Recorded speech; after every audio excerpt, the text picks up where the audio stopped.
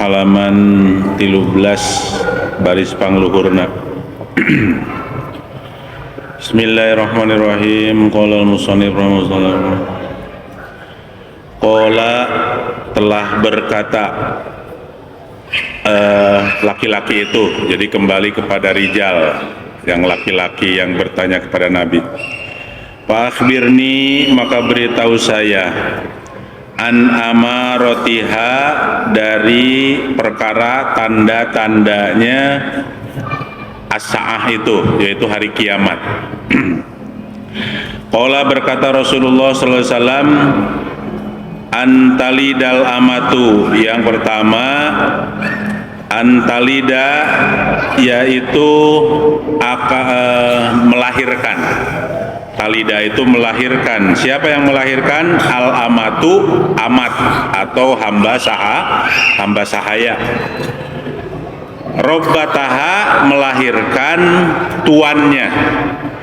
Lamun cek urang mah ngalahirkan gustina, pangerana atau tuannya. Jadi yang pertama, tanda hari kiamat itu kata Rasulullah, ada seorang hamba sahaya yang melahirkan tuannya. Nah, gimana kok seorang hamba sahaya melahirkan seorang tuan? Nah, ini dalam beberapa penjelasan ketika menjelaskan tentang keterangan ini. Pertama, kemungkinan atau dalam keterangan ini, pada zaman dulu itu walaupun mungkin zaman sekarang perbudakan itu sudah tidak ada, tapi beberapa setelah Rasulullah itu masih ada juga. Jadi ketika ada seseorang hamba sahaya, karena mungkin digauli atau dijadikan ya oleh tuannya, maka si hamba sahaya itu kan hamil. Nah, setelah hamil kemudian melahirkan anaknya. Jadi kan bapaknya itu siapanya? Pemilik hamba sahaya.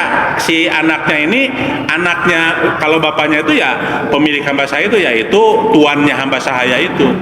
Nah, terus kemudian dia udah gede segala macam, otomatis anak itu ngikut ke bapak. Nah, makanya si dalam umumnya si ibunya itu tadi hamba sahaya itu dijual lagi. Satu saat si anak laki-laki ini yang dilahirkan oleh hamba sahaya itu udah tua kan, udah gede, bakal kaya. Setelah kaya, dia butuh hamba sahaya, dibelilah. Nah, yang dibeli itu rupanya ibunya. Nah, seperti itu. Jadi dia tandanya ini pada dasarnya menggambarkan bagaimana ada siklus hubungan dalam perkawinan yang kurang bagus antara seorang tuan dengan hamba sahayanya. Kemudian hamba sahayanya melahirkan anak, anaknya itu jadi tuan. Si ibunya itu hamba sahaya, udah kemana-mana pas jadi hamba sahaya, lamun di urang mah punten naudzubillah, jongos kaditu gawe kadieu gawe, balik deui ka gawe kadinya, sing horeng anakna anu baheula dilahirkan geus jadi tuan. Nah, jadi hamba sahaya itu melahirkan tuannya. Itulah gambaran yang ringan atau yang penjelasan yang ringan. Bisa jadi ada juga yang memang ini lebih dalam tanda petik mungkin keterangannya lebih ekstrim, karena tidak ada hamba sahaya sekarang itu, tidak hamba sahaya, tapi banyak ibu-ibunya itu melahirkan tuannya. Kenapa? Karena contoh, naudzubillah, tapi mudah-mudahan di Garut atau di Indonesia nggak ada. Si ibu melahirkan anaknya itu dirorok, dinang-nanengne, terus disayangi segala macam. Ari geus gede, mama itu, mama ini, mama urus anak, mama itu. Wah, budak nama gawe, budak nama kerja, budaknya mau usaha, di rumah ibunya jadi pembantunya. Artinya, kalaulah digambarkan, naudzubillah, si ibu itu jadi budak hamba sahaya atau jongos, maka anaknya menjadi tuannya. Maka itulah seorang ibu melahirkan tuannya. Jadi pada kondisi-kondisi sekarang mungkin nggak tahu ya di kenyataannya ada atau tidak. Jika nama seurnya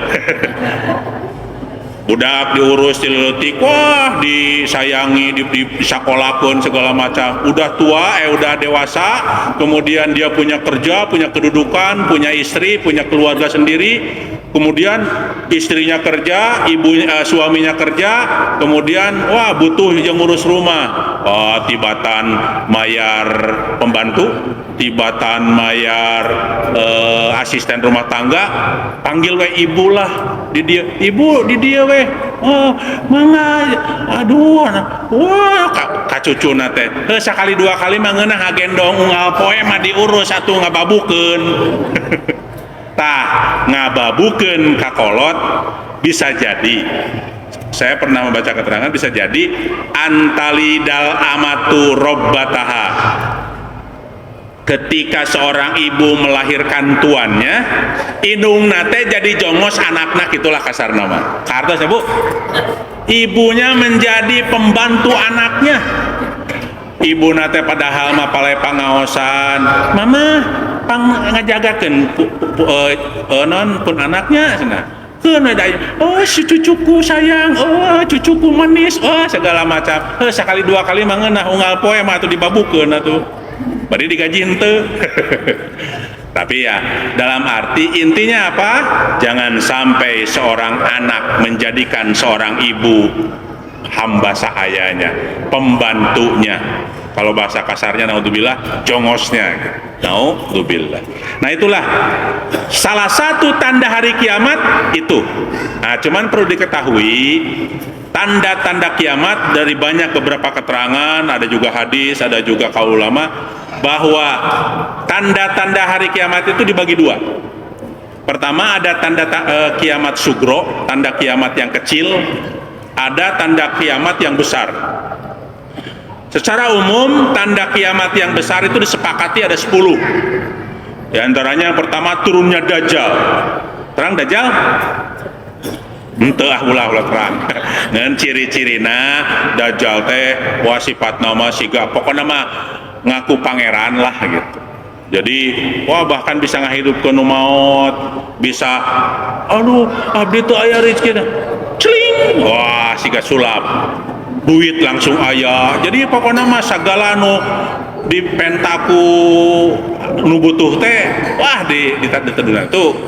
Jadi dari 10 perkara yang kiamat kubro atau kiamat besar itu, pertama datang Dajjal, kedua turun Imam Mahdi, kemudian turun Nabi Isa, kemudian nanti ada duhon, ada apa terakhir api yang mengumpulkan orang. Jadi wah kahuruan di mana-mana. Jadi jelema teh kumpul, kalamun mah eta jalmi-jalmi beriman segala macam, maka tidak akan tergoda, dan ketika datanglah kiamat dalam keadaan husnul khotimah. Nah, kalau kiamat sugro, yang kiamat kecil banyak, ada yang 15, ada yang 20. Di antaranya ini ya ibunya ngalahirkeun tuannya, terus rea awewe. Tapi kiamat sugro ini jadi pembuka, kayak muncul geus muncul kabeh, muncullah nanti tanda-tanda kiamat kubro, kiamat besar. Jadi kiamat kubro, kiamat besar tidak akan muncul sebelum tanda-tanda kiamat kecil ini datang semua. Ya tadi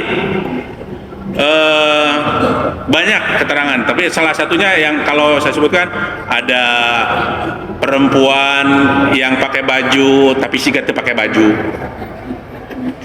Paham ya? Pakai baju tapi siga teu pakai baju.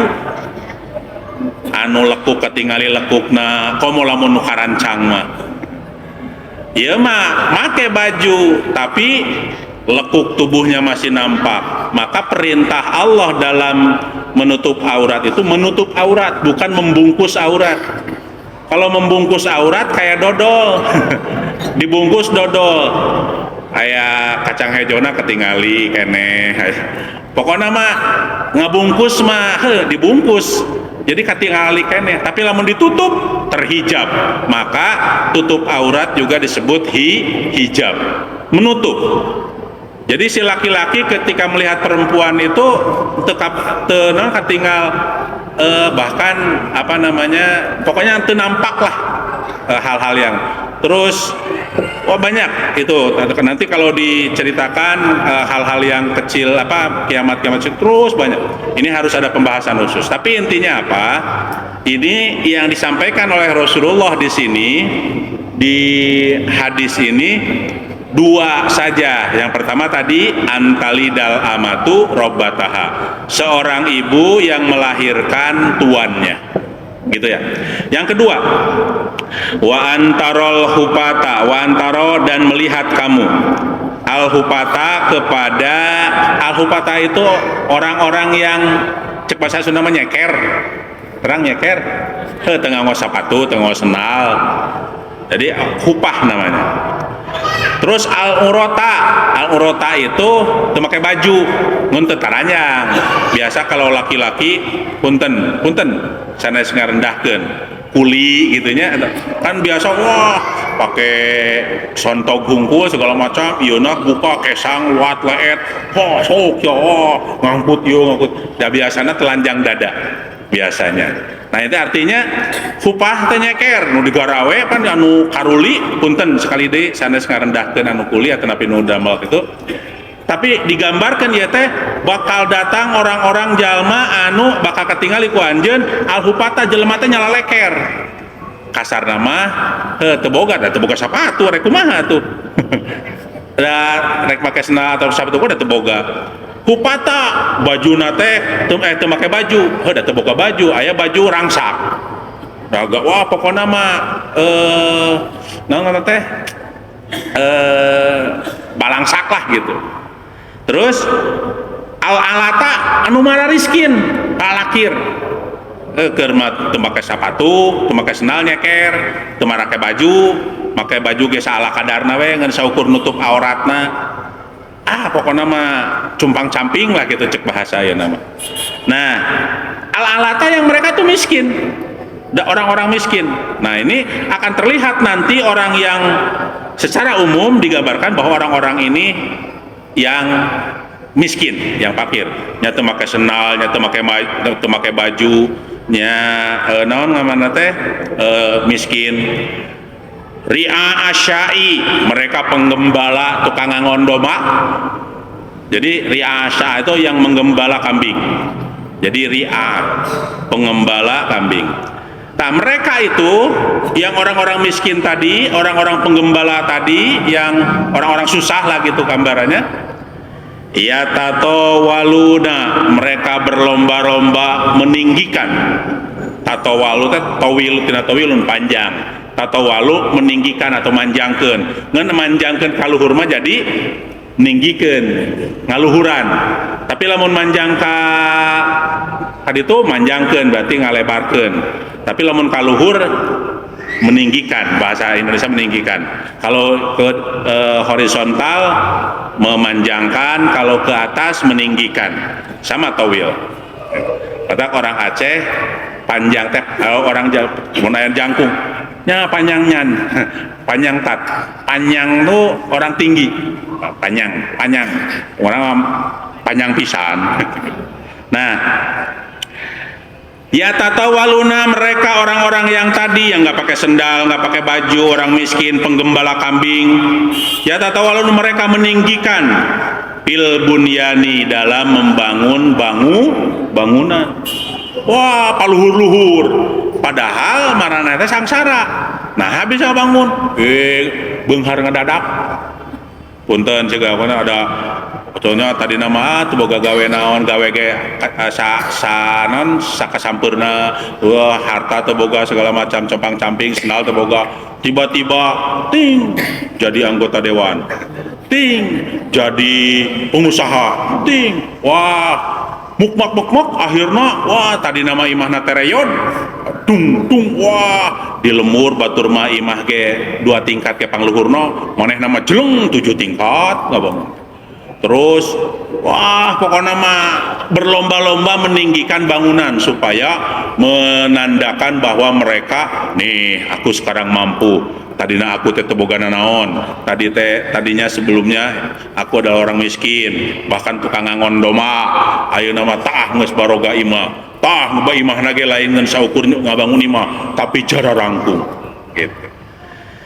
Nah, jadi ciri kiamat yang kedua ini dalam tanda secara kata para ulama ini adalah termasuk bagian daripada tanda-tanda kiamat sugro. Secara umum ya udah pada nampak lah gitunya, udah ada. Tapi apakah nanti berterus-terus tanda-tanda kiamat sugro ini, kalau tanda kiamat sudah muncul semua, jeleng terdatang si Dajjal, nah itulah tanda kiamat kubro. Jadi dua tanda kiamat ini diterangkan oleh Rasulullah ketika ditanya oleh laki-laki itu. Jadi yang pertama, seorang ibu yang melahirkan hamba sahaya yang seorang ibu yang hamba sahaya itu melahirkan tuannya. Yang kedua, banyak orang-orang yang miskin, orang-orang yang papa, orang-orang yang balangsak, orang-orang yang pokoknya tadi nama serba kekurangan lah, tiba-tiba beunghar ngadadak jadi weh ngabangun imah teh, ngabangun bangunan teh tinggi-tinggi. Suman tolako. Nah, kemudian si laki-laki itu ini pergi. Intolako. Ini telah bahasa Sunda nama.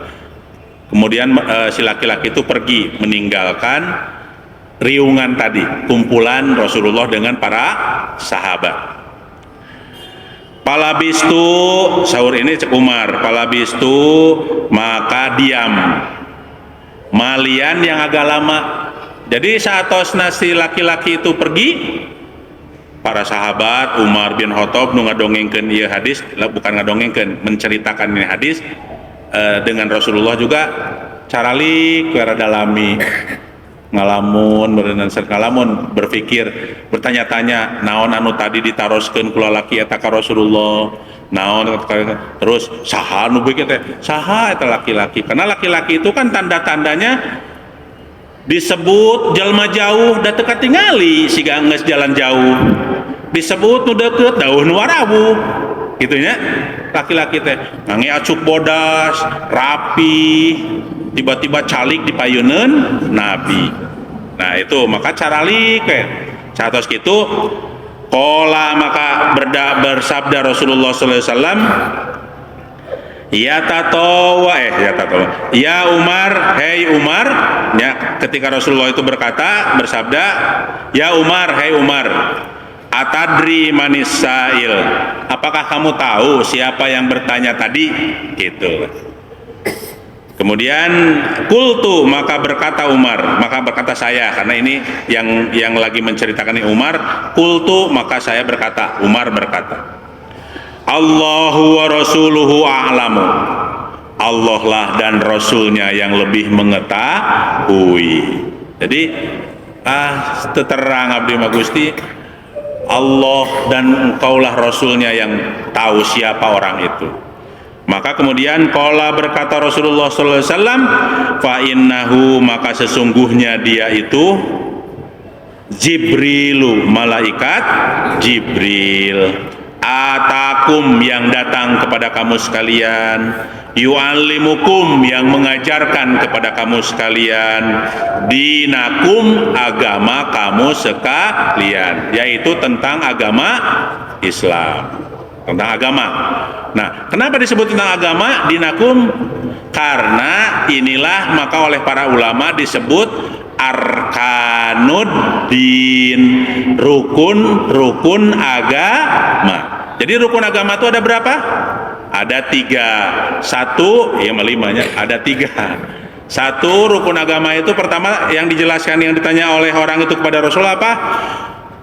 Akhbirni anil Islam, apakah itu Islam? Jadi rukun agama yang pertama adalah Islam. Yang kedua, akhbirni anil iman, yaitu tentang yaitu rukun agama yang kedua itu adalah iman.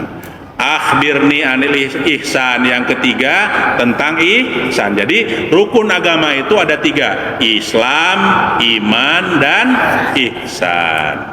Inilah rukun agama. Jadi kalau yang namanya mengaku beragama, kita orang beragama bukan? Bukan. Kita orang yang beragama. Jadi kalau mengaku beragama harus memegang teguh 3 rukun. 1, kita harus melaksanakan segala ajaran, perintah atau rukun-rukun Islam, yaitu Islam. Rukun Islam ada berapa dijelaskan dalam hadis ini? Ada 5. Pertama, syahadat. Yang kedua, sholat. Yang ketiga, zakat. Yang keempat, puasa. Yang kelima, haji ke Baitullah bagi yang mampu. Itu. Nah, rukun agama yang pertama, Islam punya rukun, yaitu 5 rukun. Jadi kalau 5 rukun ini juga tidak dilaksanakan salah satunya, maka bangunan itu akan goyang. Ketika kita membangun sebuah rumah, tiang itu harusnya ada 10 umpamanya, maka 10-nya harus ditegakkan. 1 aja tidak ditegakkan, maka rumah itu akan goyang. Isa, tadi? Seberapa menit tuh? Oh, masih lama. Suganda yang wadan dekat. Jadi rukun Islam itu yang 5 itu harus tegak semua setelah kita bersyahadat. Nah, cuman kita secara ini karena kita lahir dari orang tua Islam, kemudian hidup di lingkungan orang Islam, sehari-hari dari mulai kecil kita melakukan ajaran-ajaran Islam, maka syahadat itu tidak wajib lagi. Dalam arti, kamu udah dewasa sekarang syahadat lagi. Enggak, karena kita sudah secara otomatis karena orang tua kita Islam. Kecuali ketika umpamanya pas dewasa dia menyatakan diri, saya keluar Islam. Nah, ketika dia mau masuk Islam lagi harus bersyahadat lagi. Kalau murtad, keluar dari agama Islam. Makanya syahadat harus dibaca ketika orang mau masuk Islam. Yang kedua, sholat, harus menegakkan sholat. Aqimus sholat, harus menegakkan sholat. Jadi kalau yang tidak sholat berarti Islamnya goyah, tidak utuh, tidak kokoh. Gimana katanya ngaku Islam tapi tara sholat, Islam keneh tuh? Islam kapan ngesyahadat jeung manehanana henteu ngalakukeun sholat ku sabab lalai, ku sabab males. Lain kecuali kalau gini, ngapain sholat? Sholat itu kan bukan wajib. Sholat itu ngapain? Tidak ada urusannya dengan agama. Nah, itu dia sudah mengingkari kepada kewajiban sholat sebagai rukun Islam, maka kemungkinan dia murtad. Tapi kalau dia nggak pernah, dia sholat wajib. Nah, itu sholat koream. Nah, itu sholat sibuk. Nah, itu sholat poho. Nah, itu kalau orang Islam yang mengaku Islam tapi tidak sholat, tetap dia Islam. Maka ketika kalau kita ahlu sunnah wal jamaah, kita ini masuk dalam manhaj ahlu sunnah wal jamaah. Kenapa? Karena kita mengikuti sunnah Rasulullah dan jamaah, artinya mengikuti ketetapan ditetapkan oleh khulafaur rasyidin. Kemudian kita mengikuti ijma, qiyas, dan selanjutnya. Kemudian kita bersumber. Nah, ciri ahlu sunnah wal jamaah itu tauhidnya atau akidahnya kepada Asy'ari, fikihnya mengakui 4 madhab. Bukan berarti kita kalau mau Syafi'i, Hambali salah, Hanafi salah. Enggak, kita mengakui semua, tapi kita mengikuti salah satu. Dan secara umum mayoritas di Indonesia kebanyakan mengikuti madhab Syafi'i, termasuk ASEAN, Malaysia, Brunei, Thailand, itu sana Syafi'i. Tapi kalau ke Maroko, kalau nggak salah Hanafi. Arab Saudi secara umum sekarang Hambali. Jadi pasti fikihnya bakal beda-beda. Tapi kita tidak menafikan tidak melarang atau bahkan menyalahkan iman, tapi kita mengakui semua madhab, tapi kita dalam ibadah, dalam fikih mengikuti madhab Imam Syafi'i. Itulah Ahlussunnah wal Jamaah. Nah, dalam perspektif Ahlussunnah wal Jamaah kita, bagi ada orang yang tidak pernah sholat atau tidak sholat lah gitu, tidak, bukan dia bahkan sholat ulah waka, sholat fardu, sholat Jumat ketara, masa tahun sekali kemudian Idul Fitri dah sibuk dakar di jalan termudik, tidak pernah sholat, tapi dia memang mengaku Islam, KTP Islam, pernah sadar, dan dia tidak pernah keluar dari Islam. Ketika dia mati tetap dihukumi Islam, kudu dirawat atau dipulasara seperti hukum Islam. Artinya kewajiban orang kajelema eta tetap kudu ngalakukan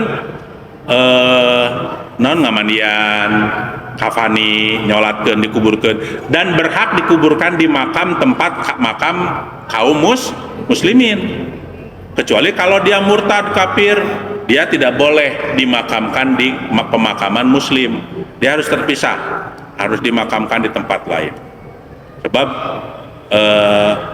dalam pemakaman juga seperti itu. Tidak boleh orang kafir masuk pemakaman orang muslim. Orang muslim ulah dikuburkan di tempat pemakaman orang kafir. Itu nggak boleh, harus di tempat. Nah, ketika kita melihat itu, maka kita menghukumi. Kumaha salatara salat? Eta mah urusan manehna jeung Allah. Urusan urang mah diyakini manehna pernah beriman, artinya dalam arti mengakui beriman, mengakui Islam, tapi tidak melakukan syariat-syariat Islam. Cuman secara agama dia tidak kokoh. Bisa jadi runtuh, cuman runtuhnya tidak sampai kepada kafir. Karena kalau kafir itu harus ada ungkapan mengatakan, walaupun ada hadis dalam arti mengungkapkan al-farqu bainal muslim wal kafir as-sholat, pembeda antara kafir dan muslim itu sholat. Itu kalau sholatnya menyatakan dia tidak wajib sholat. Dia mengakui sholatnya wajib, ngan kusabab tara biasa hoream, kusabab tara sholat akhirnya mah jadi kangenahan tara sholat, tapi mengakui sholatnya wajib gitu.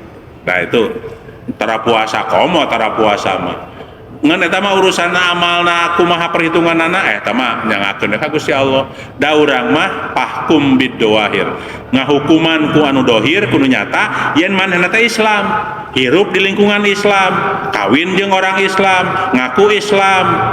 Kadang-kadang ya sholat pernah sekali-kali acan, itu mah urusan manehanana, tapi manehna ngaku Islam gitu.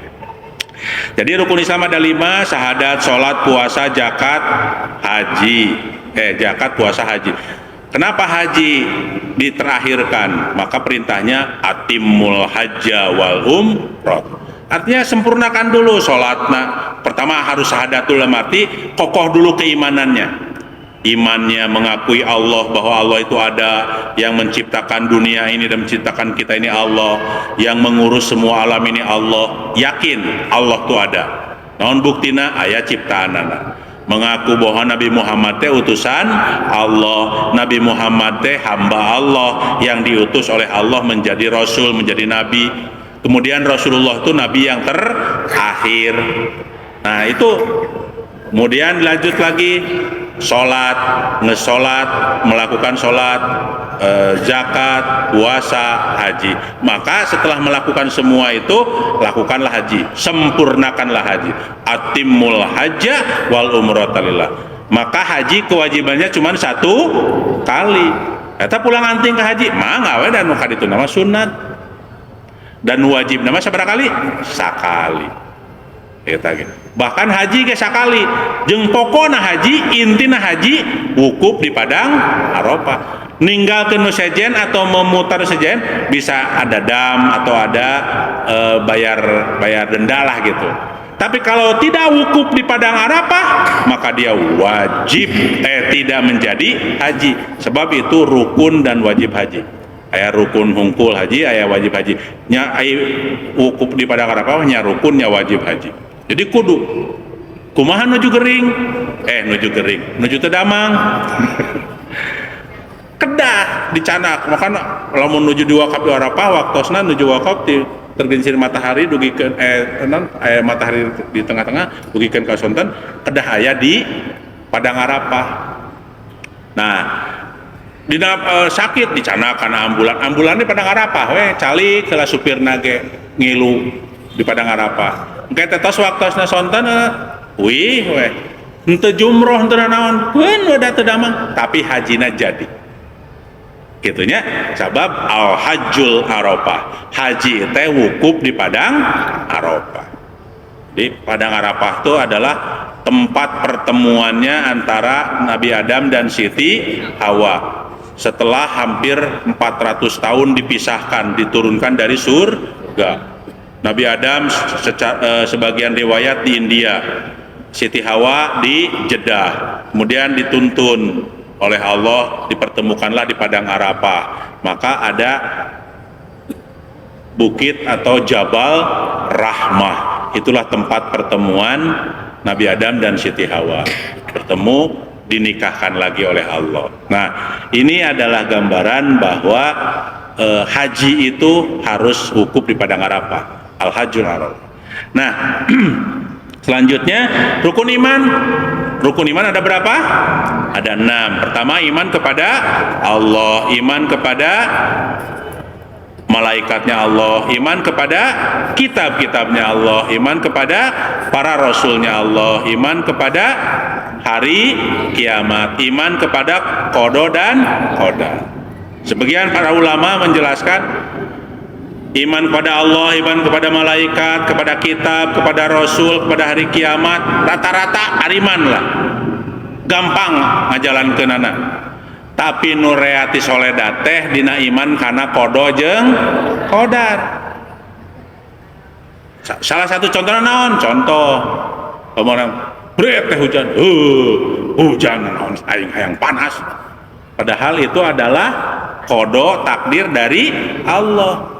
Badai hujan, alhamdulillah. Panas, alhamdulillah. Kenir. Semua ini adalah takdir. Maka ketika kalau tidak percaya takdir, maka dia imannya sudah goyah. Rukun salah satu tiangnya sudah copot. Lamun copot kabeh, wah nyata iman ke Allah, geus puguh iman ke Allah mah atos we kafir. Jadi harus iman kepada semua. Iman kepada Allah, iman kepada, kalau iman kepada Allah udah yakin, udah yang lain kalau kurang iman tidak sempurna. Tapi kalau tidak iman kepada Allah, nu sejen eueuh manana. Iman kepada Rasul, tapi ke Allah henteu. Itu mah tidak diakui karena pokoknya iman kepada Allah. Nah, terus ka dieu.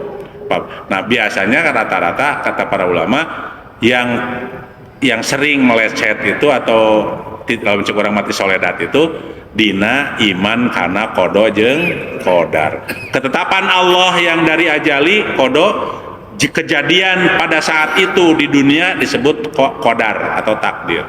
Kan gitu. Kita udah ditetapkan di Lauhil Mahfuz, dicatat ieu si anu itu qada, ketetapan Allah. Ketika kejadian itu terjadi pada saat itu, itulah takdir atau qadar. Nah, takdir itu catatan Allah baik, alhamdulillah kejadian. Catatan Allahnya menurut kita jelek, padahal Allah tuh catat. Artinya itulah ditajong umpamana. Seperti kodona teh wah nyaman, raos, badan raos. Teh percaya ieu teh ti Gusti Allah. Aya nu teu raos cek urang, alah haus. Nah, heula lamun haus mah.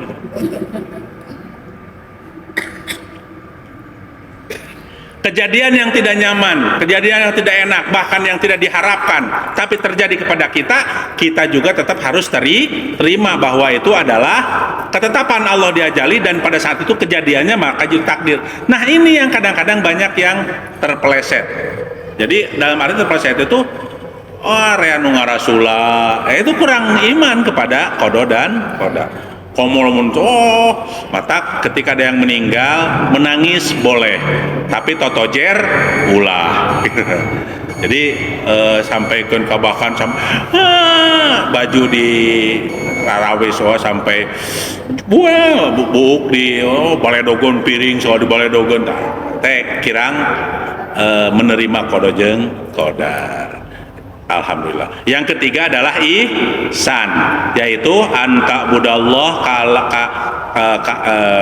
kana tarahu, beribadahlah kamu kepada Allah seolah-olah kamu melihat Allah. Pailam takun tarahu, lamun mah anjeun teu tiasa ningal Allah, painahu yaroka, salaresna Gusti Allah ningal ka anjeun.